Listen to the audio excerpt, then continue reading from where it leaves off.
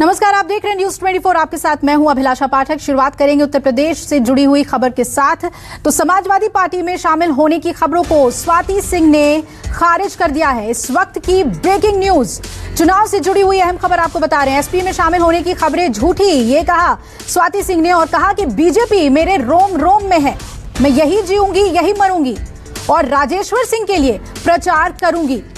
उन्होंने कहा कि पार्टी जो भी जिम्मेदारी देगी उसे वो पूरी निष्ठा के साथ निभाएंगी और एसपी में मेरे जाने की खबरें पूरी तरीके से झूठी हैं। आज स्वाति सिंह ने एक प्रेस कॉन्फ्रेंस किया क्योंकि लगातार ये अटकलें लगाई जा रही थी कि सरोजनी नगर सीट से उनका जो पत्ता कटा है उसके बाद वो नाराज चल रही हैं, समाजवादी पार्टी में शामिल हो सकती हैं। लेकिन आज इन सभी बातों को खारिज करते हुए उन्होंने कहा कि वो बीजेपी के सेवा में आगे बढ़ती रहेंगी, पार्टी के लिए काम करती रहेंगी। जब मैं 17 साल की थी, क्लास 12th में, तब मैंने विद्यार्थी परिषद ज्वाइन किया था।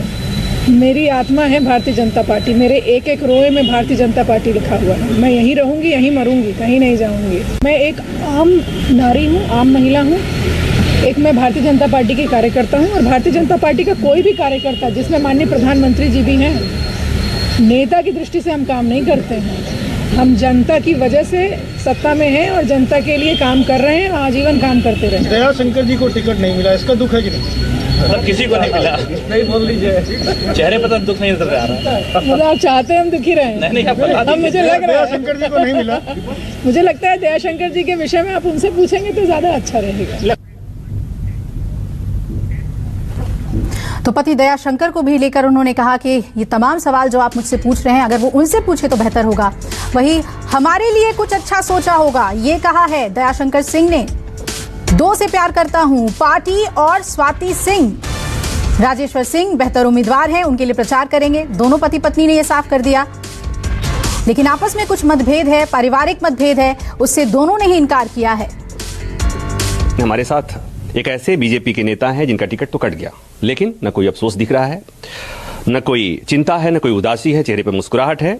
मैं बात कर रहा हूं दयाशंकर सिंह की।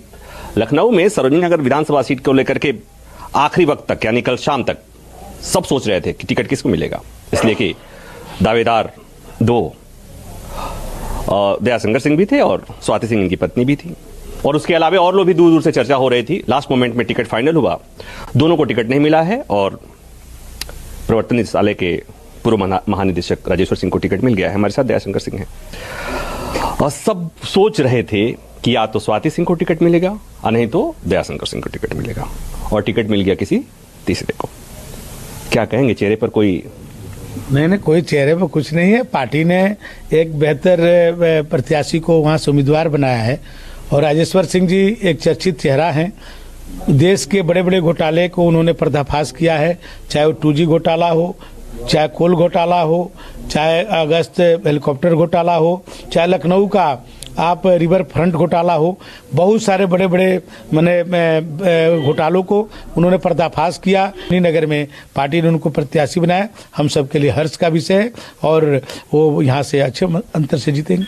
राजेश्वर सिंह के बारे में एक साथ इतनी अच्छी बातें शायद किसी के मुंह से आपने सुना होगा, थोड़ा सा भी अफसोस नहीं है कि आपको टिकट नहीं मिला?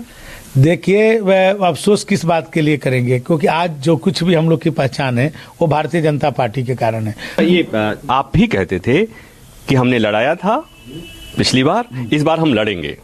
नहीं, ये नहीं कहा था। आपने जो हमारे वीडियो है पिछला, उसको देख लीजिए, आपके उसमें होगा स्टोर में, कि मैं कभी आज तक नहीं कहूंगा कि मैं लड़ूंगा। स्वाति सिंह को आपकी धर्मपत्नी चुनाव लड़ना चाहती थी एकदम डेडिकेशन के साथ, उनको टिकट नहीं मिला। आपको बीइंग हस्बैंड थोड़ा सा भी तो दुख, अफसोस? नहीं, मैं जानता हूं कि भाई कुछ और बेहतर होने वाला होगा।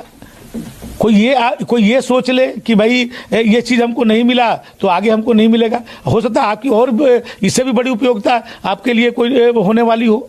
तो ये आप सदैव आगे के सोचना चाहिए कि हमारी और कहाँ बेहतर उपयोग हो सकता है। अच्छा, मैं थोड़ा हल्के फुल्के अंदाज में कहूँ कि पत्नी को टिकट नहीं मिला और आप इस तरह से मुस्कुरा रहे हैं, उनको बुरा लगेगा कि देखो कतई नहीं। हम ये समझते हैं कि पार्टी बोलने में थोड़ी दिक्कत हो रही है ना? नहीं, कोई दिक्कत नहीं। हम ये समझते हैं कि भाई पार्टी कोई बेहतर उनके लिए कुछ सोच रखी होगी कि उनका कहाँ उपयोग हो सकता है। भाई अचानक जब वो राजनीति में आई तो पार्टी ने सीधे उनको महिला मोर्चा के प्रदेश अध्यक्ष बना दिया। अब बताइए, अब बहुत सारे लोग हैं कि कितने वर्षों से काम करते हैं, संघर्ष करते हैं, तब तो वो पद मिलता है। और उनको पार्टी ने सीधे उनको उसमें पार्टी की उपयुक्ता महसूस हुई होगी, सीधे उनको महिला मोर्चा के प्रदेश अध्यक्ष बना दी। पार्टी ने उनको ये बताइए, पार्टी ने चुनाव लड़ा है पहली बार के विधायक बनी, उनको मंत्री बना दिया। और ऐसा नहीं, जो पार्टी जहां बेहतर समझती है वहां करती है। आपकी बात से बस ऐसे लग रहा है कि ठीक है, स्वाति को भी नहीं मिला, मुझे मिला, कोई बात नहीं है। ऐसा नहीं। लेकिन एक बात बताइए, लोग ये कह रहे हैं कि मियां बीवी की लड़ाई में मलाई तीसरे को। देखिए, आप जो ऐसा बातें कह रहे हैं, मैं तो मैं दो ही से प्यारी किया, या तो पत्नी से किया या भाजपा से किया। तो ऐसा नहीं है। मैं भी उनके लिए मैंने अच्छा सोचता हूँ, है ना? सब पति को सोचते हैं, इसमें क्या मतलब? आपने कह दिया कि मैं उनके लिए अच्छा सोचता हूं, फिर मुस्कुरा रहे हैं। लेकिन मैं बताऊं, एक बार उनसे पूछ लीजिए, उनको भी दुख हुआ होगा। ऐसे मौके पर थोड़ा हालचाल पूछ लीजिएगा कि भाई कोई बात नहीं, पार्टी ने जो भी सोचा होगा अच्छा सोचा होगा। लेकिन आप एक अपनी बात बताइए, आप कहां से लड़ रहे हैं? नहीं, हम तो अभी लड़ा रहे हैं। अभी पार्टी ने मुझे फिरोजाबाद का प्रभारी बनाया है, वहाँ 5 सीटें की जिम्मेदारी मुझे दे रखी है। और मैं आपसे आज कह रहा हूँ कि 5 की 5 सीटें भारतीय जनता पार्टी को जिता के दूंगा।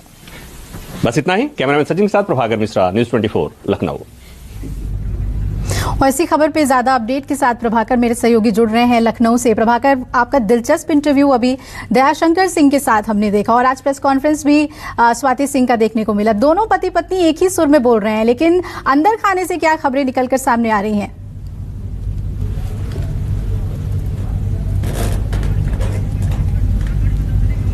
तो दयाशंकर को आपने सुना, प्रभाकर मिश्रा मेरे सहयोगी, उन्होंने कई सवाल उनसे पूछे, कुछ व्यक्तिगत सवाल भी पूछे। उन्होंने कहा कि 2 ही लोगों से प्यार करता हूं, पार्टी से और स्वाति सिंह से, और कहा कि राजेश्वर सिंह बेहतर उम्मीदवार हैं।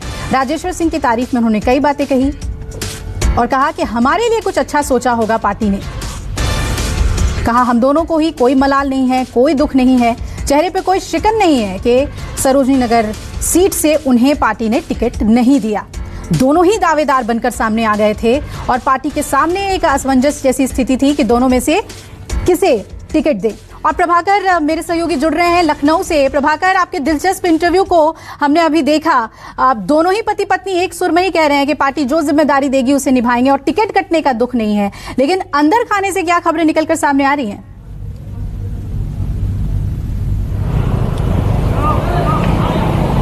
देखिए, अंदर खाने में जो बातें आ रही हैं, ये बात तो ये है कि दोनों ने जोर लगा दिया था, पति पत्नी ने दोनों जोर लगा दिया था। अभी थोड़ी देर पहले मैं स्वाति सिंह के पास था। स्वाति सिंह से जब पूछा गया कि आपके चेहरे पर कोई अफसोस है, कोई नाराजगी है, तो उन्होंने कहा कि मेरे चेहरे से नाराजगी दिख रही है क्या? लेकिन नाराजगी है।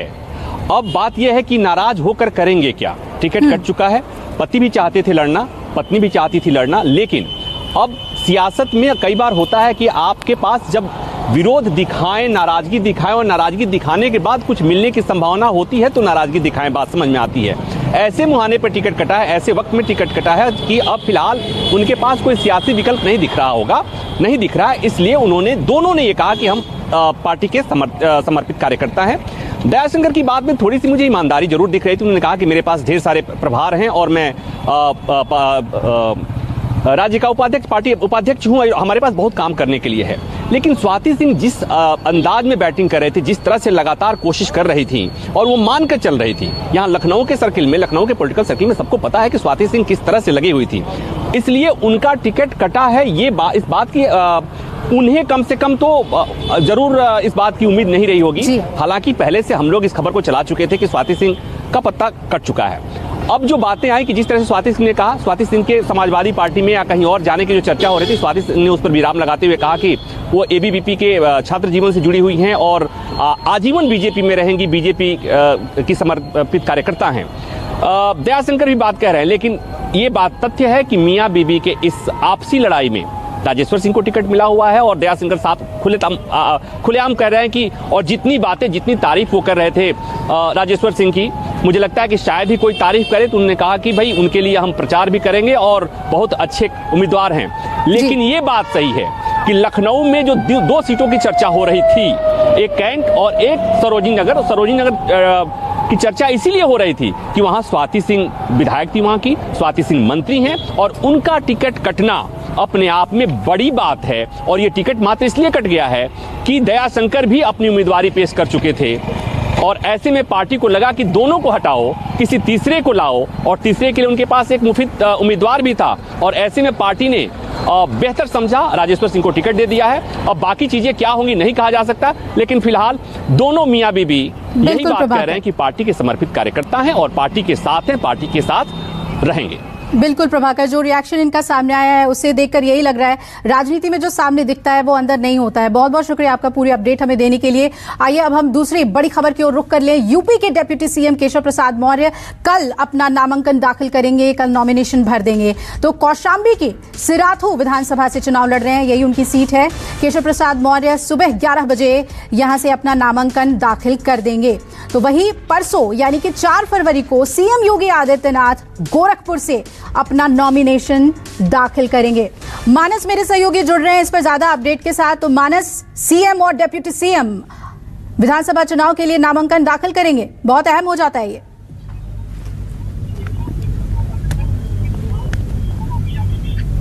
देखिए, निश्चित तौर पर उत्तर प्रदेश की राजनीति के 2 बड़े नेता हैं और सरकार के 2 शीर्ष पदों के पर जो लोग बैठे हुए थे वो नामांकन दाखिल करने जा रहे हैं। केशव प्रसाद मौर्य सिराथू सीट से अपना नामांकन दाखिल करेंगे। कल सुबह 11 बजे वो पूरे लाव लश्कर के साथ निकलेंगे। हालांकि चूंकि परमिशन बहुत कम लोगों की है, लिहाजा पहले वो 5 लोगों के साथ जाकर के अपना नामांकन दाखिल करेंगे। उसके बाद 1000 लोगों की एक जनसभा को भी संबोधित करेंगे।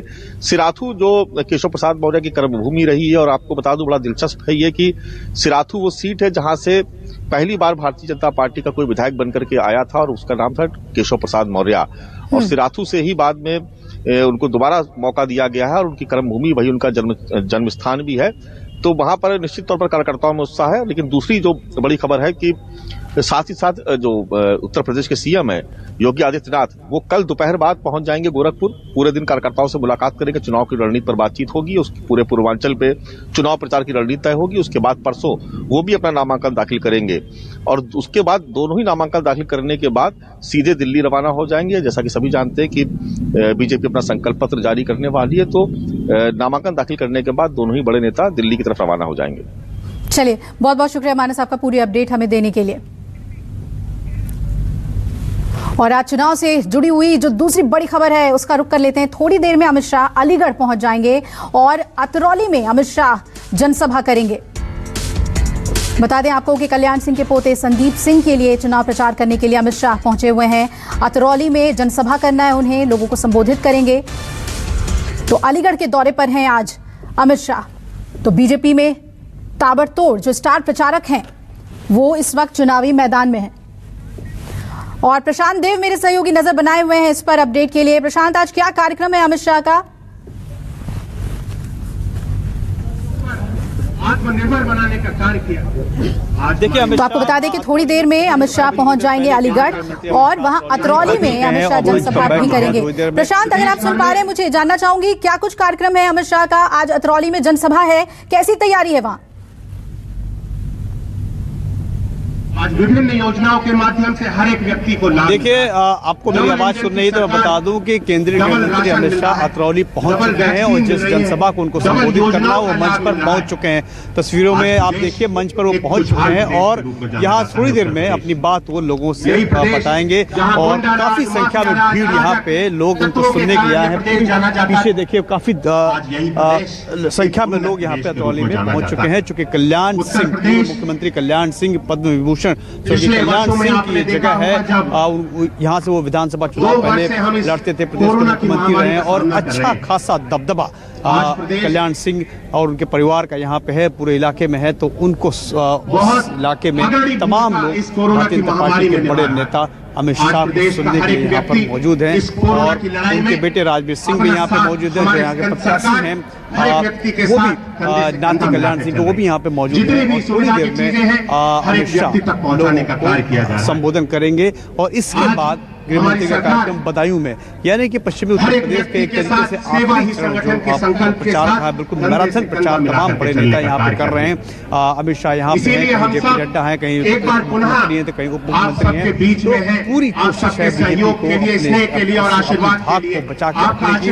जो गठबंधन का डर जो बीजेपी को एक चुनौती बनी हुई है उसको दूर करने की पूरी कोशिश बीजेपी के बड़े नेता जो स्टार प्रचारक हैं पूरी तरीके से मैदान में उतर चुके हैं। और जैसा मैंने बताया पहले में मंच पर साफ साफ दिखाई दे रहे गृहमंत्री अमित शाह यहाँ पहुंच चुके हैं अतरौली में। और अतरौली में संदीप सिंह जो कल्याण सिंह के नाते हैं के लिए लोगों से वोट मांगेंगे और अपनी बात बताएंगे।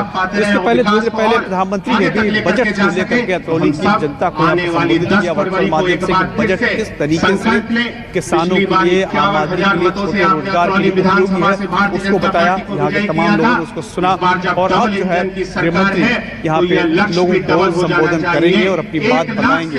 पूरी तरीके से बीजेपी बहुत आक्रामक रणनीति के साथ मैदान में उतरी हुई है। चलिए प्रशांत, आप नजर बनाए रखिए, हम आपके पास लौटेंगे अपडेट के लिए। तो थोड़ी देर में अमित शाह पहुंच जाएंगे वहां और उधर बुलंदशहर में सीएम योगी प्रचार कर रहे हैं। आइए सीधा रुख करते हैं बुलंदशहर का। 70% से अधिक लोगों ने दोनों डोज ले ली है। वैसे ही भाइयों बहनों, चुनाव में भी एक जोरदार डोज देने की आवश्यकता है कि 100% वोट कमल निशान पर जाएगा। यही तो हमें संदेश देना है भाइयों बहनों। 2017 में मैं आया था यहां पर श्रीमती बिमला सोलंकी जी के विधानसभा चुनाव के प्रचार के लिए। वे हमारी बहुत अच्छी विधायक रही है। पार्टी एक संगठन के रूप में काम करता है, एक परिवार के रूप में काम करता है और परिवार में अलग अलग सदस्य की भूमिका अलग अलग समय में अलग अलग होती है। और एक अनुशासित कार्यकर्ता के रूप में आज वे हमारे इस मंच पर हैं। मैं उनका स्वागत करता हूं। पूरी ईमानदारी के साथ वे लगी रही और आज अपना आशीर्वाद देने के लिए श्री लक्ष्मी राज सिंह को अपना आशीर्वाद देने के लिए स्वयं इस मंच पर उपस्थित हुई है। भाइयों बहनों, यही एक कार्यकर्ता का भाव होता है। एक सच्चे कार्यकर्ता का यही भाव होता है। और मैं आज इस अवसर पर आपसे यही कहना चाहूंगा कि जब 2017 में मैं आया था तब आतंक का माहौल था। बेटियां सुरक्षित नहीं थी, बेटियां सुरक्षित नहीं थी, व्यापारी सुरक्षित नहीं था। और ये जो दो लड़कों की जोड़ी आई है ना,